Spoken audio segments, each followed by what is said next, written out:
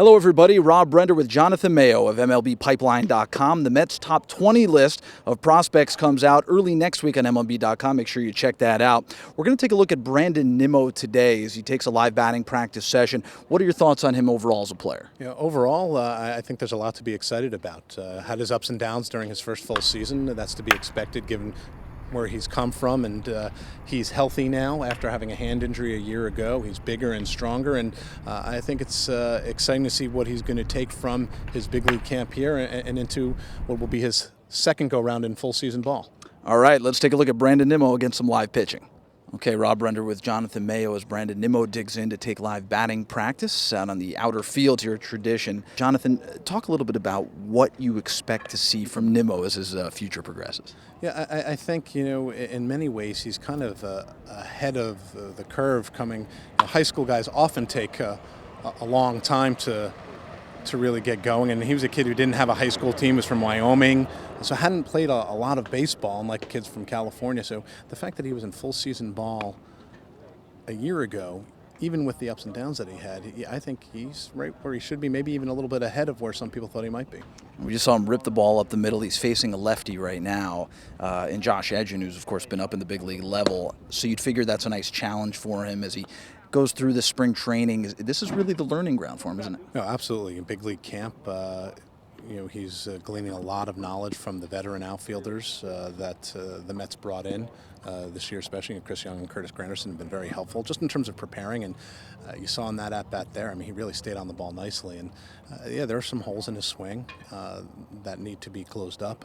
But he also showed some ability to draw some walks, and a lot of that is you want to be selective, but you need to find the right pitch to attack. And so he's trying to find that balance, and assuming he moves up and starts the year here in St. Lucie, I think it'll be another good challenge for him. We'll be facing a lot of college arms out of the draft and things of that nature, and as long as he understands that the Florida State League is a god-awful place to hit and he doesn't look at his numbers, I think he understands what he needs to work on. Really good head on his shoulders, works extremely hard.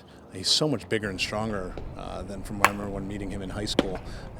So physical maturation and the mental process, I think he's in a very good place, and this could be a real big year for him. And now we're joined by the man himself, Brandon Nimmo. Brandon, in big league camp this year, what's the experience been like so far? It's been amazing. Just trying to really enjoy the time here. Really learn a lot. Keep my mouth shut, ears open. Learn from Chris Young, Granderson. Some new additions, and just enjoy my time because this is a very special experience. I'm young and get the privilege to be with all the big guys and learn from them. You mentioned Curtis Granderson. I've noticed that you've been out there with Curtis a number of times on the practice field.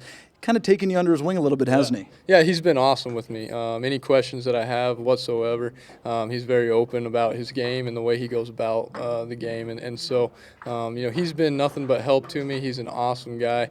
Really, I wasn't sure what to expect coming into it, and he's exceeded all the expectations. Amazing player, amazing guy.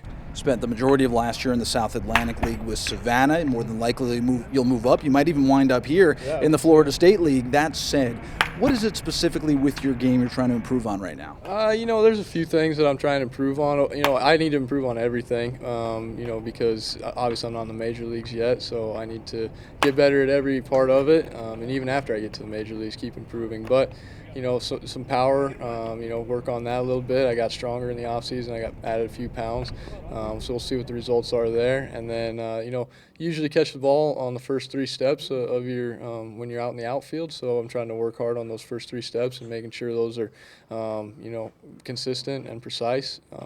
And there's just a base stealing part of it too that I can improve on, and just a whole bunch of my game that really I need to get more consistent on, and I'm looking forward to it. Where do you think you profile to play defensively? Because in talking to some of the Mets folks, they believe you could be a center fielder. I think I haven't lost a step yet in adding the weight, and I really do think that I have enough instincts and speed to play center field. I like to control the outfield. I like to be that guy in charge out there. So until they tell me otherwise, I'm going to be a center fielder. But I'm obviously here to help the team. Brandon, thanks so much for the time. Good luck during spring training. Enjoy it. Thank you, sir. That's Brandon Nimmo exclusively here on SMY.TV.